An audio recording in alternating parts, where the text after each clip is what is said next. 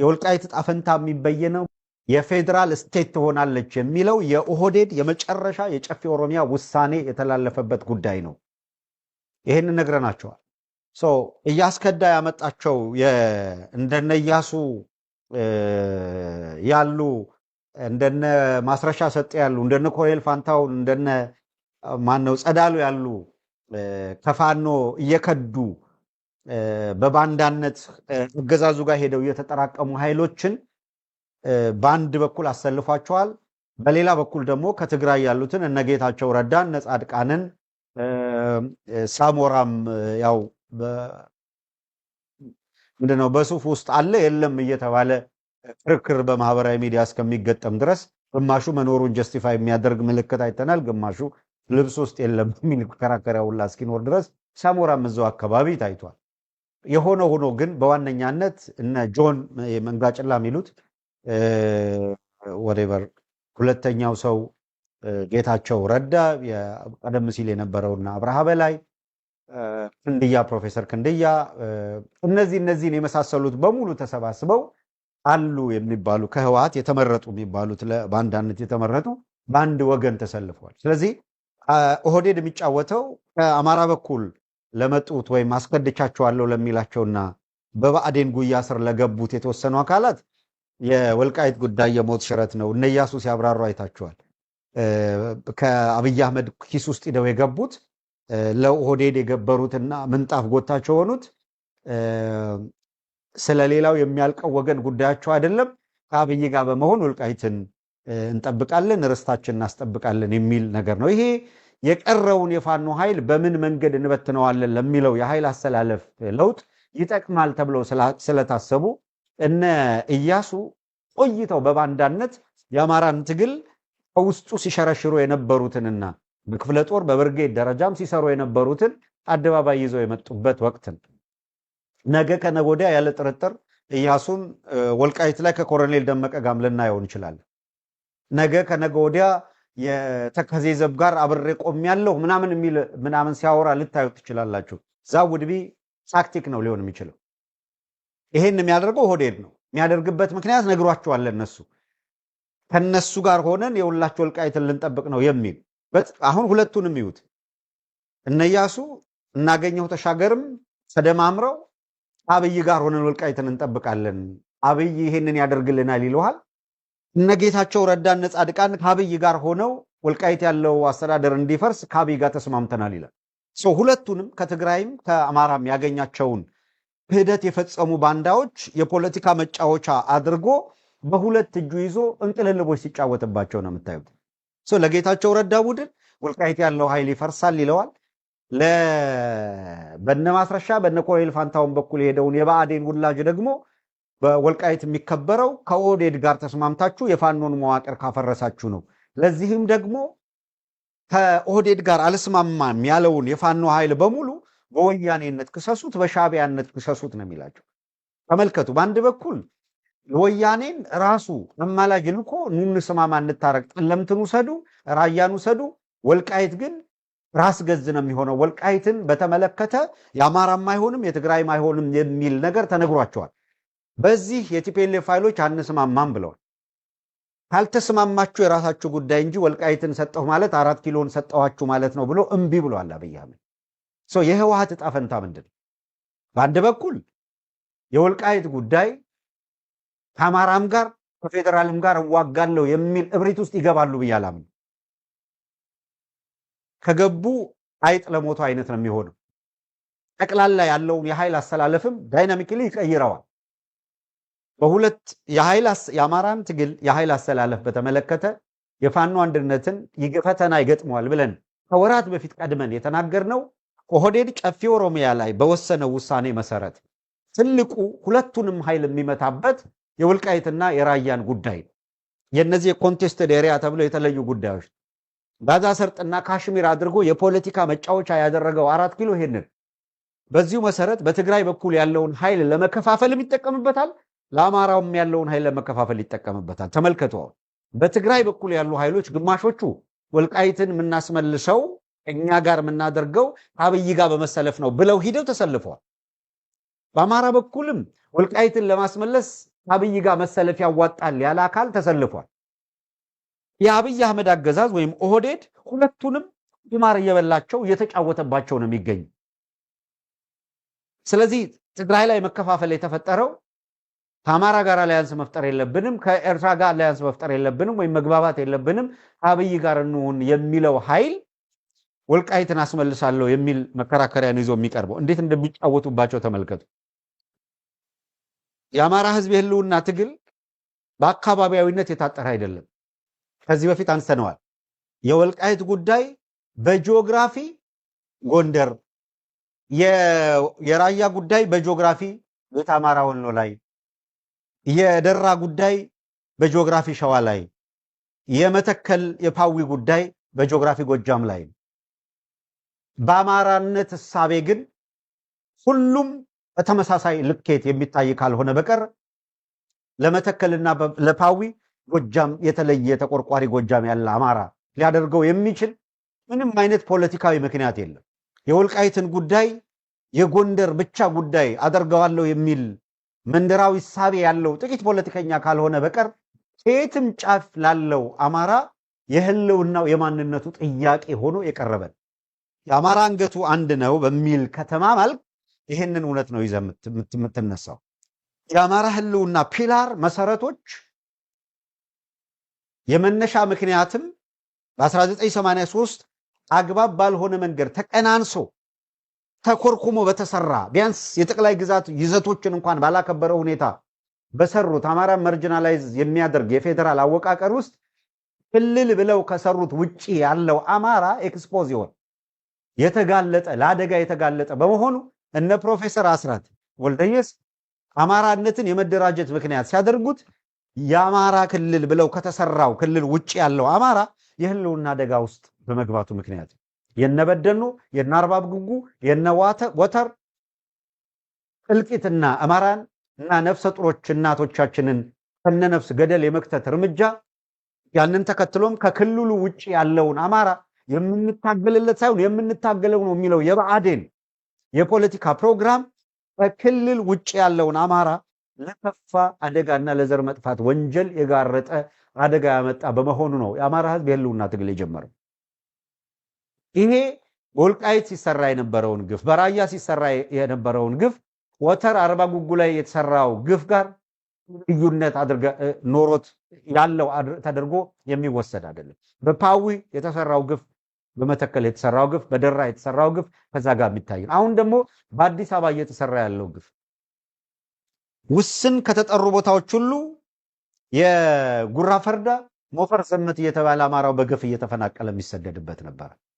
በአጠቃላይ በመላ ሀገሪቱ ያለ አማራ ነኝ ብሎ ቀና ብሎ እንዳይሄድ ነፍጠኛና ጨቋኝ የሚል ስያሜ፣ መጤና ሰፋሪ የሚል ስያሜ ጀኖሳይድ ለመፈጸም አስቀድሞ ሲምቦላይዝ ማድረግ ካራክተራይዝ ማድረግ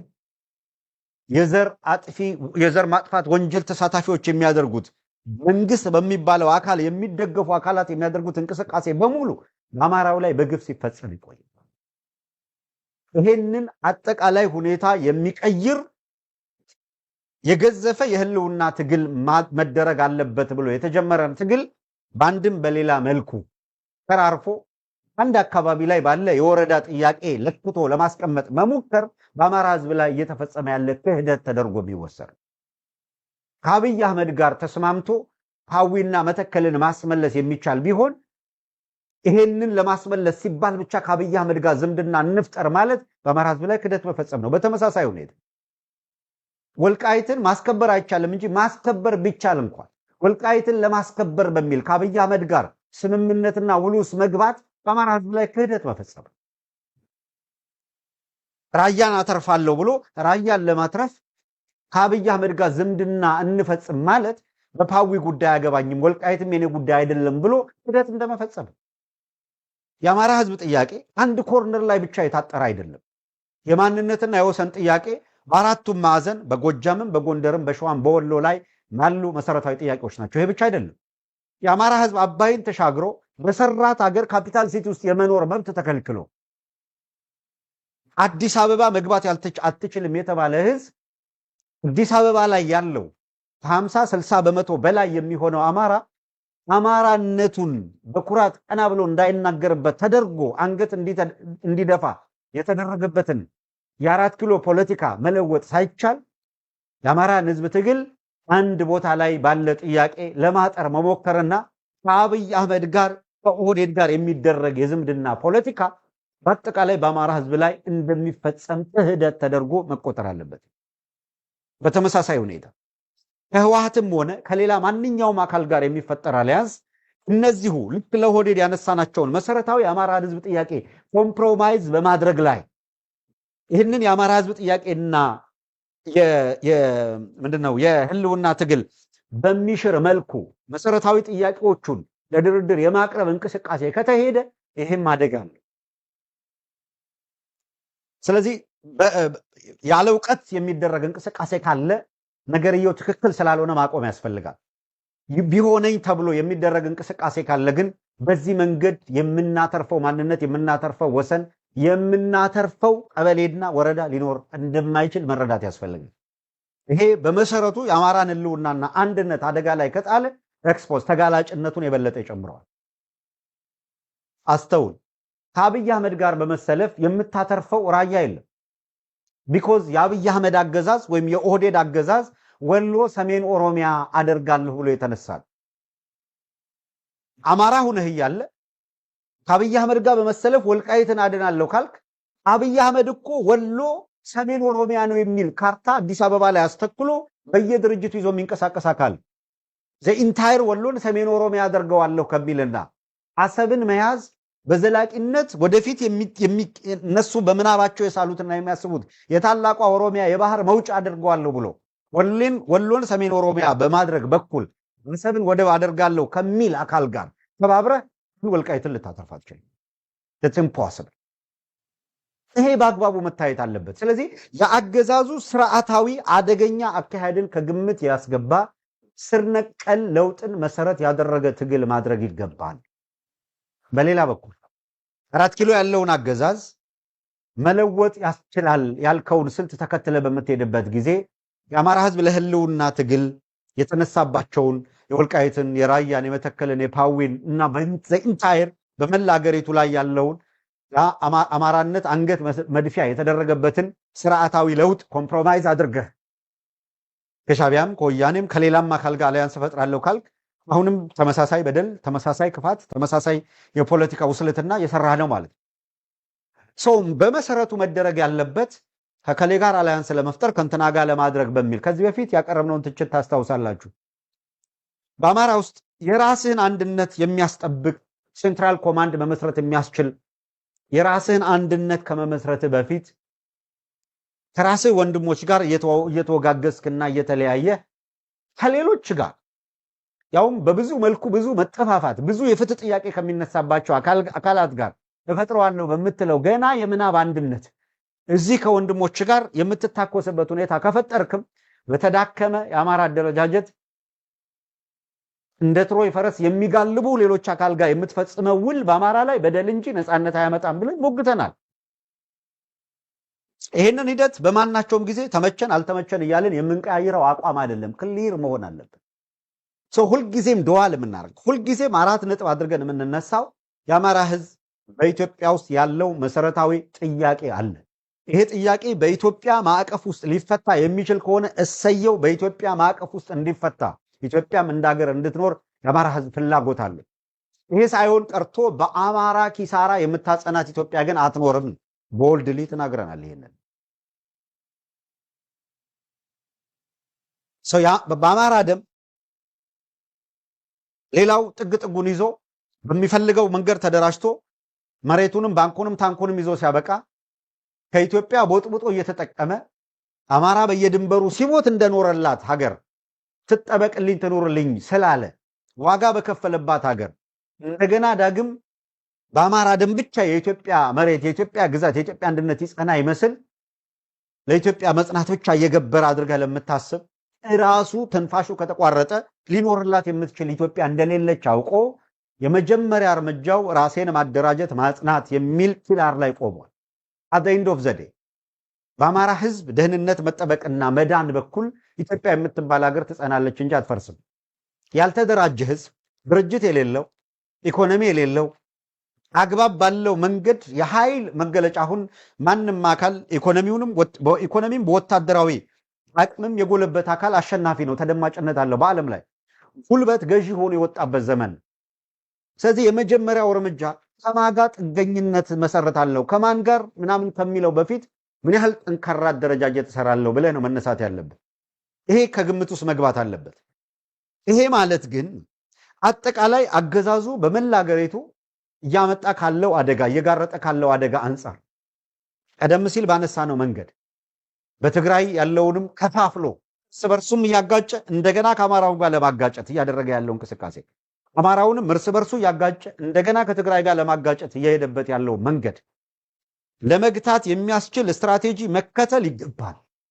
ኦህዴድ ባዘጋጀው ወጥመዱ ሰተት ብሎ ገብቶ በአደጋ ላይ አደጋ ላለመጥራት በትግራይም በአማራም የሚንቀሳቀሱ ኃይሎች ቢያንስ ይሄንን ከግንዛቤ ማስገባት አለባቸው። ታክቲካልም ስትራቴጂካልም አሊያንስ ልኖር እንችላለን አንችልም የሚለው ቀጥሎ የሚመጣ ጉዳይ ነው።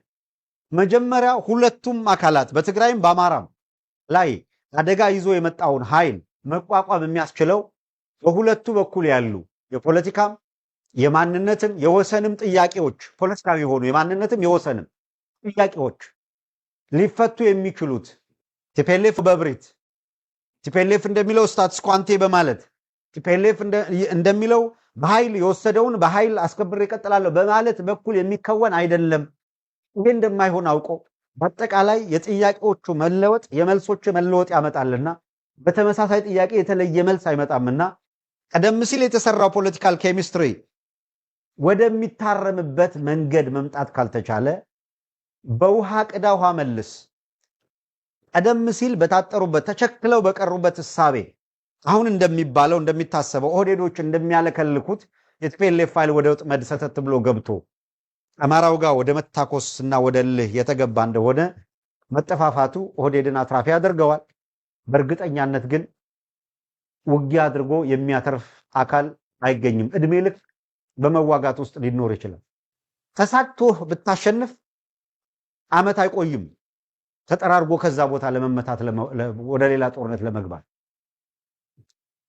ጦርነትን ሊያስቀርም ይችል በጋራ ፍላጎትና ጥቅም ላይ የተመሰረተ ሁለቱንም ህዝብ አሸናፊ ሁለት ህዝብ የምንለውን አንድ ህዝብ አድርጎ በአሸናፊነት እንዲወጣ ሊያደርግ የሚችል የፖለቲካ ኃይሎች በየጊዜው የሰሩትን ስህተት አርሞ በዘላቂነት ህዝቡን ከጦርነት አደጋ ሊያወጣ የሚችል ተግባቦት መፍጠር የሚችል የፖለቲካ እሳቤ ማምጣት ይከፍላል። ይህንን በማህበራዊ ሚዲያ ጩኸት ልኬት የማትመዝን ከሆነ በአግባቡ ፖለቲካን በቅጡ የተረዳህ አካል ከሆንክ ስክነህ ስታበቃ ለዚህ ዘላቂ መፍትሄ ለማምጣት የሚያስችል ነገር ውስጥ ትገባለህ። ይሄ ሳይሆን ቀርቶ አሁን የተያዘው ግብግብ አብይ አህመድ ባይቶናንም አረናንም ሳልሳ ወያኔንም ምናምንንም በቃ የተደራጀ የፖለቲካ ኃይሎችን አሰባስቦ አምጥቷል። እነዚህ ኃይሎች ከአብይ አህመድ ጋር አጋርነት በመፍጠር ጥቅም ማስከበር ይቻላል የሚል ድምዳሜ ላይ ደርሰው እንቅስቃሴ የጀመሩት በቅርቡ ለተዋጊዎች እና ለቀድሞ ተዋጊዎችና ምናምን በሚል የቲፒኤልኤፍ ኃይል ከፍተኛ ገንዘብ ወደ 6 ቢሊዮን ገደማ ተሰበስባለሁ የሚል እንቅስቃሴ መጀመሩን ተያይዞ የአገዛዙ ካድሬዎች ምን ሲሉ ነው የነበሩት? ይሄ ለጦርነት የሚደረግ ዝግጅት ነው፣ ይሄ ገንዘብ ለጦርነት የሚውል ነው በሚል አጠቃላይ ወደ ትግራይ መሄድ ካለበት የነዳጅ ምርት አንጻር እየሄደ ያለው ነዳጅ 6% ብቻ ነው ብሎ ደግሞ ቲፒኤልኤፍ ይከሳል። 6% ነው ነዳጅ ወደ ክልሉ እየመጣ ያለው። ስለዚህ በተለየ ሁኔታ ለጦርነት ይውላል የሚል እሳቤ ስላለ እዛ ጋር መቀነስ ታይቷል። በአንድ በኩል ይሄ ኮምፕሌን አለ። በሌላ በኩል ደግሞ ጦር አንቀሳቅሰው ሲያበቁ ቲፒኤልኤፎችም ያስጠጋሉ። ለምን? በትግራይ ሚዛን የማስጠበቅም ጉዳይ አለ። አንድ ሁለተኛ መጪው ምርጫ ይዞ የመጣው አደጋ አለ። በዝርዝር እንመጣበታለን። ለምን አስገዳጅ ሁኔታዎች ተፈጠሩ? ተመልከቱ። አሁን ምርጫ እየመጣ ነው። ይሄ ምርጫ ሂደት ጦርነት ይዞ መምጣቱ አይቀሬ ነው። ፊት ለፊታችን መጥቶ የተጋረጠ ስለሆነ ለምንድን ነው ጦርነት ይዞ የሚመጣው? መላምት አይደለም፣ የቢሆናል ትንታኔ አይደለም። ፋክት ላይ ቤዝ ያደረገ ትንታኔ ነው የሚሆነው። እውነታውን መሰረት አድርገን ነው የምናቀርበው። የነ ኮሎኔል ደመቀ እንቅስቃሴ ምን ይመስላል? የተከዜ ዘብ በወልቃይት አካባቢ የቲፒኤልኤፍ ዝግጅት ምን ይመስላል? ኦህዴድ ምን እያሰበ ነው የሚገኘው? በዚህ አካባቢ ስላሉ ሁኔታዎች ተመልከቱ። የአማራ አንድነት እንዳይመጣ ምን አይነት ስልት ነው ኦህዴድ የተከተለው? የመጀመሪያው እነ ማርሻን፣ እነ ኮሎኔልን፣ ሌሎቹንም እነ ጸዳሉን፣ እነ ቆራጡን በየደረጃው ያሉ አካላትን የማስከዳት እንቅስቃሴ ነበረ። በአፋባሃ ሞክረው ያልተሳካላቸው በአፋድ ውስጥ ለማሳካት እድል ያገኙት ከላይ አመራሮችን ጭምር አፕሮች ያደረጉበት አደገኛ ስሌት ከአብይ አህመድ ጋር ከኦህዴድ ጋር በመሰለፍ ወልቃይትን ማስጠበቅ ይቻላል፣ ራያን ማስጠበቅ ይቻላል የሚል ሌላኛውን አደረጃጀት ሞክረው ያልተሳካላቸውንና ከስር ከስር ከታች ያለውን አመራር ከታች ያለውን የፋኖ መዋቅር ለመቦጥቦጥ ያደረጉት ሙከራ እንበሳም ሳይሳካላቸው ሲቀር ሁለተኛውን የአፋብኃ የሚባለውን አደረጃጀት ከሻዕቢያ ጋርና ከወያኔ ጋር አያይዞ ብቻ በመፈረጅ ላይ የተመሰረተ አፋሕድን ደግሞ እነዛ ከሻዕቢያ ጋር ስላበሩ እናንተ ከኛ ጋር አብሩ፣ ከታሪካዊ ጠላት ጋር እነዛ ተባብረዋል የሚል ስሌት ነበር የተከተሉት። አፋሕድን በቁሙ ለማፍረስ ይደረግ የነበረው እንቅስቃሴ አምስተኛ ረድፍ የሚባለውን የብአዴን በዚህ በአፋሕድ ውስጥ ሰግስጎ ከላይ እስከታች ከከፍተኛ አመራር እስከ ዝቅተኛው ድረስ ኔትወርክ እንዲዘረጋ በማድረግና ለተራዘመ ጊዜ ስራ ሲሰሩ ነው የቆዩት።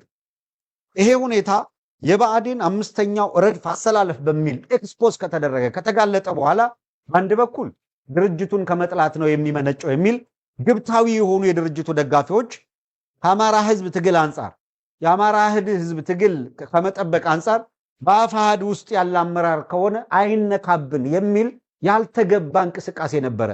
ዞሮ ዞሮ የብአዴን የአምስተኛው ረድፍ እንቅስቃሴ በአፋሕድ ውስጥ እንዲከነፍ የማድረግ ከፍተኛ ትግል ተደረገ። አፋሕድን እንደ ድርጅት ከብአዴን ጋር ተደራድሮ የገባ አድርጎ ታሪኩን በዛ ደረጃ አጥፍቶ ለማክሰም እነ ኢያሱ እነ ማስረሻ እነ ኮሎኔል ፋንታሁንን ይዞ አገዛዙ ሲጫወት የከረመው ጫወታ በጥቂት አመራሮች ብስለት እና ነገሩን በጥንቃቄ ማየት አፋሕድ ሙሉ በሙሉ ያገዛዙ የፖለቲካ መሸቀጫ እንዳይሆን በማድረግ የአማራ ፋኖ አንድነት የተሳካ እንዲሆን ለማድረግ ርብርብ ተደረገ። በዚህ ሂደት ውስጥ እነ ኮሎኔል እነ ተስፋ በመቁረጥ አገዛዙ እንደማይሳካለት አውቆ እነሱም በማስከዳት በኩል በአፋብኃ እና በአፋሕድ በኩል ውህደት ተፈጥሮ አንድነት መጣ እንዳይባል ያልተደረገ ጥረት የለም። በዚህ ውስጥ ቀደም ሲል የነበሩ ጉለቶችንም በመጠቀም ከቁርሾ ከግል ቂመኝነት የመነጨ ጥላቻ የሚዘሩ በራሱ በፋኖ አደረጃጀት ውስጥ ያሉ ግለሰብ አመራሮች አርቀው ማየት ያልቻሉ ዛሬም ከጥላቻ ያልጸዱ አንድም ሁለትም ቢሆኑ የነዛ እንቅስቃሴ እንቅፋት ነበረ። ከውስጥ መሳሳብ ነበረ። እነዛን ሁሉ በትዕግስት ማለፍና አንድነቱ በምንም ታምር እንዳይቀር አድርጎ ማብሰር የአማራጭ የሌለው ጉዳይ ነበረ። እየዋለ ባደረ ቁጥርና ልዩነቶች በተፈጠሩ ቁጥር አገዛዙ ጠቅላላ የፋኖን መዋቅር በቀውስ ውስጥ አቆይቶ በተለይ አፋሕድ ድርጅት አፈራርሶ ሊቀልድበት የተራወጠ የነበረበት ጊዜ ነው። ይሄንን ሁኔታ ወገባገዳቸውን ቆርጦ ያገዛዙን ካድሬዎች ህልማቸውን ያከሰመው አፋሕድና አፋብኃ ተዋህደዋል መባሉን ይሄንን የያዙትን ፕሮፓጋንዳ ውሃ ሲቸልስበት ሁለተኛ አማራጭ ያደረጉት አርበኛ እስክንድር ነጋ የድርጅታዊ አመራሮኛ አልቀጥልም፣ አንድነቱ በስሯል፣ አማራ ህዝብ ሲጠብቀው የነበረው አንድነት ነው፣ ነገር ግን በአመራርነት ልቀጥል አልችልም ማለቱን ደግሞ እንደገና እሷን ፒክ አደረጉና የተመሰረተው አንድነት ትክክል አይደለም፣ አፋሕድና አፋብኃ አልተዋሃዱም ለማለት ሞከሩ። ያ ብዙ ርቀት ሊወስዳቸው አልቻለም። ለምን? በአንድ በኩል የአርበኛ እስክንድር ነጋ ንግግር በአመራርነት አልቀጥልም እንጂ ድርጅቱ የኔ አይደለም አላለም። ድርጅቱ የኔ ነው፣ በአመራርነት አልቀጥልም፣ አንድነቱ ተመስርቷል፣ ለህዝቡም በአጠቃላይ ለሚጠብቀው ሁሉ እንኳን ደስ አላችሁ የሚል አለበት። ሞከሩ፣ እንደምንም ሞከሩ፣ አልተቻለም። በየዋህነት ለእስክንድር ያሰቡ የመሰላቸው የተወሰኑ አካላትም ይሄንን ያገዛዙን አካሄድ ስላልገባቸው ትንሹን ቅራኔ በትልቁ ወስደው የአማራን ትግል ራሱ ባገዛዙ ዱላ ለመምታት ጥቅም ላይ ያዋሉት። ይሄ ሁኔታ አርበኛ እስክንድር የሚጠቅም ሳይሆን የሱንም ታሪክ ሊያበላሽ የሚችል እንቅስቃሴ በመሆኑ ይህንን ግቱ አያስፈልግም ወደሚል የተሄደው። ይሄ ቀዝቀዝ በረድ ሲል ተስፋ እየቆረጡ ሲሄዱ ደግሞ ሌላ አጀንዳ ሳቡ። ምን የሚል አጀንዳ? የፋኖ አንድነት የተፈጠረው በሻዕቢያና በወያኔ ትእዛዝ ነው ወደሚልና አሁን የቀረው እንግዲህ ተራርፈው እንወስዳለን ብለው የወሰዱትን ወስደው አንድነቱን ማስቀረት እንደማይችሉ እርግጠኛ ሲሆኑ አርበኛ ዘመነ ሊቀመንበር፣ ተቀዳሚ ምክትል ሊቀመንበር አርበኛ መከታው ማሙ፣ ወታደራዊ አዛዥ ጀነራል ተፈራ፣ ምክትል ወታደራዊ አዛዥ ምሬ ወዳጆ፣ አርበኛ ምሬ ወዳጆ እና አርበኛ መከታው፣ ጀነራል ተፈራ፣ አርበኛ ዘመነ ካሴ ያልን ነው እና አርበኛ ሀብቴ ወልዴ እና አርበኛ ሄኖክ እና ሌሎችም እና አርበኛ ድርሳን ወዘተረፈ ሁሉም በየፊናው በየአካባቢ ያለ አመራር በጋራ ያለበትን መዋቅር በሻዕቢያ ይሁንታ በወያኔ ትእዛዝ የተመሰረተ የሚል ሌላ ስም አመጡበት። አሁን አማራ ምንም እንዳይኖረው የማድረግ ነው። የወያኔ ስም ከተጠራ የሻዕቢያ ስም ከተጠራ አይ ይሄ መዋቅር እኮ በወያኔና በሻዕቢያ ይሁንታ ነው የሚል ምስል እንዲሰጠው ነው ካድሬዎቹ ዘመቻ እንዲከፍቱ የተሰጣቸው። ተመልከቱ። በዚህ ውስጥ በኦህዴድ ይሄ ዘመቻ ሲከፈትና አማራን ድርጅት አልባ ለማድረግ ሲሰራ በውህደቱ ወቅት በአመራር ድልድል ላይ ቅሬታ አለን የሚሉ አካላት ሳያውቁት እንደዛ ችግሮች ቢኖሩ እንኳን በሌላ መንገድ መታረም ሲገባቸው ንዴት አለብን የሚሏቸውን አመራሮች ለመምታት ሲሉ አገዛዙ ካድሬ ጋር ተመሳሳይ አቋም ወደ ማራመድ አማራን ድርጅት አልባ የማድረግ